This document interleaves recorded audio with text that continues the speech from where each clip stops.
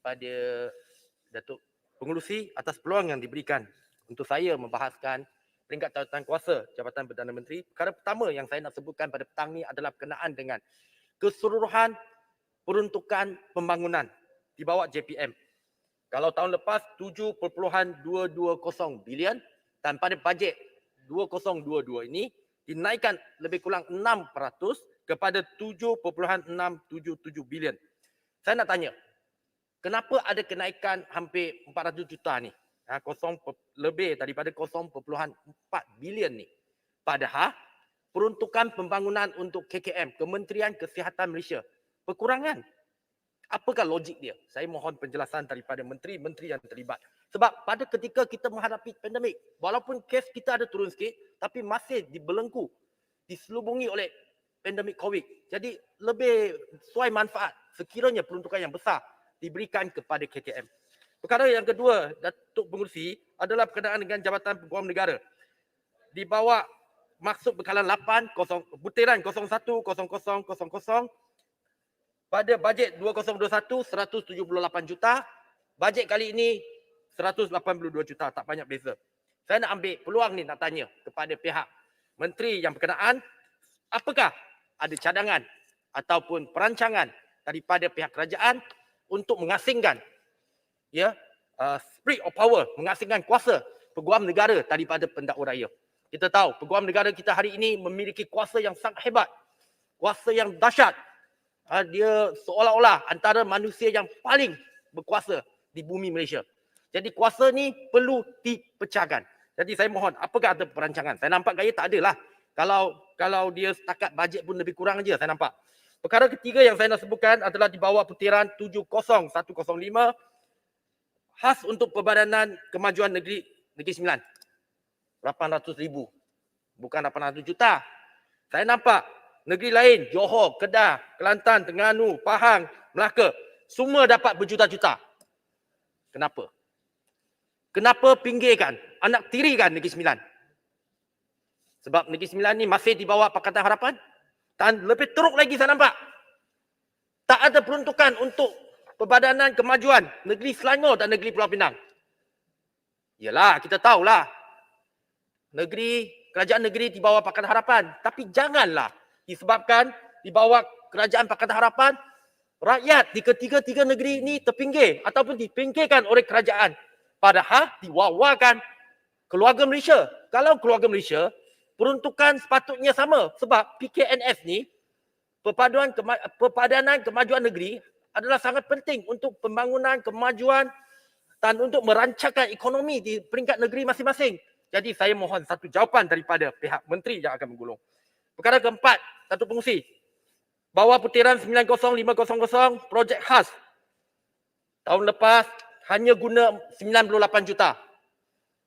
2020 hanya guna 98 juta. Bajet 2021 naik kepada 266 juta.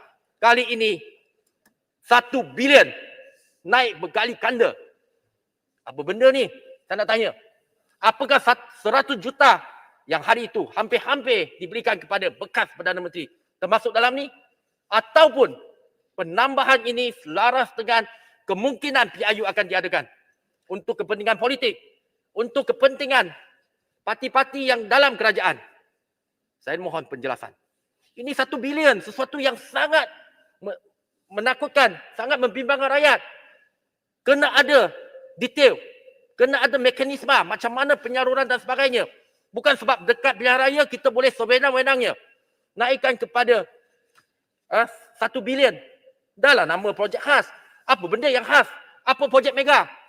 Buktikan projek mega, projek-projek yang dinyatakan tersebut memberikan manfaat dan faedah kepada rakyat dan bukannya untuk kepentingan politik. Perkara kelima, di bawah 09910, NAKMA, Agensi Pengurusan Bencana Negara, NAKMA. Saya nampak tahun lepas 10 juta, tahun ini 17 juta. Untuk NAKMA juga di bawah peruntukan bekalan, butiran 020500 hanya 560K. Saya nak cadangkan di sini. Khas untuk peruntukan NAKMA ni perlu dinaikkan. Kita tahu kerajaan pun dah komit. setiap kematian yang disebabkan oleh COVID-19, mangsa ataupun waris ataupun keluarga mangsa boleh mendapat RM5,000 pampasan dari kerajaan. Hari itu dimaklumkan tak ramai yang menuntut, hanya beberapa ribu aja daripada hampir 30,000 kematian. Jadi saya minta macam ni, tambahkan bajet ni. Ini saya sokong tambah bajet.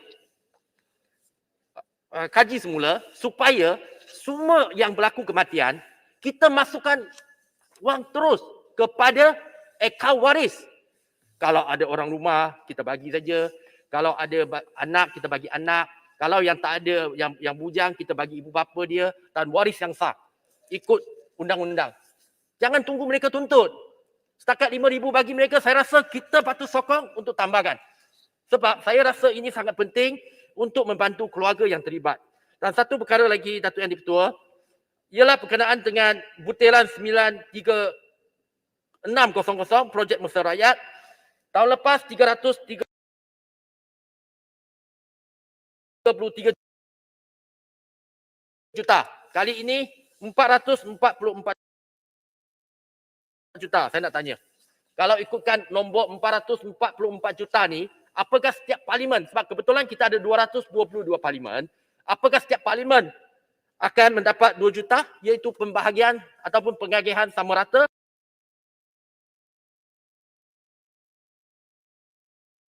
supaya rakyat di kawasan, semua kawasan, tak kira diwakili oleh wakil kerajaan ataupun wakil rakyat pembangkang, sama-sama mendapat limpahan ataupun faedahnya.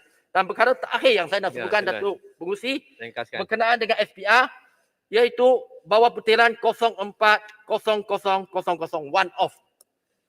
Saya tahu ramai dah sebut tadi, ada satu benda saya nampak. Di bawah tajuk 040200 Pilihan Raya Negeri Sarawak diperuntukkan 121 juta. Saya nak tanya, betul ke figure ni? Sebab Sarawak tu luas, kita kena tahu. Logistik memang payah. Dia jauh berbeza dengan Melaka.